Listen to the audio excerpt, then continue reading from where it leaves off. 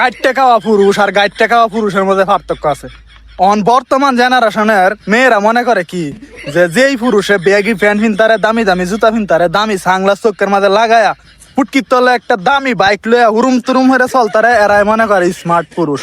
কিন্তু আমরা মনে করে যুগি জালক কেট গ্রামের কেত তো ফুলা হন, এই যে আমরা আঁশ ফালি গুরু ফালি বন্ধে গাড়া কাম হরি।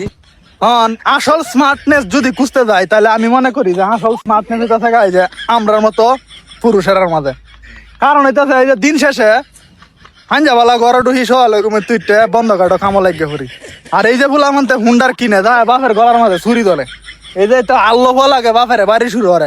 এমন কত রেকর্ড আছে যদি গার্ডন যা বেটেন তেইতানের ফেমো করে জায়গা হুন্ডার দেখে, চশমা দেখে, ব্যাগি ফান ফারা দেখে ফেমো ফইরে যখন ফেমটা হইরে বাড়িতে আয়ে কলে মতে আয়া দে পরে দে আর চাউল আনার মুরাদ নাই, বইরে খাওয়াই বোঝে এই চাউল আনার মুরাদ নাই গা।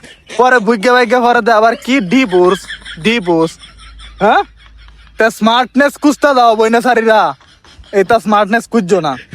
আমরাও মনে করো স্মার্ট কম না, কিন্তু আমরা নিজের পরিস্থিতির সাথে মানায় চলতে নিজেরে বাধ্য করি, ঠিক আছে?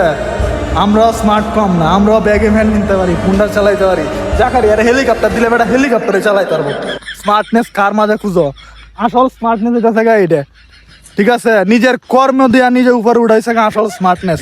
এটা সব পুরুষেরা পারে না, এটা আমরা পারি, শুধু আমরা পারি। গ্রামের ছেলেরা, গ্রাম হয়ে আছে কত কাউয়া কুলি এটা হরে, বাপের গলা ছুরি ধরে মার মারতো চা হুন্ডারের লাগে, নাইলে সেরেন ফাটাই তারে না, ফেম মারতারে না।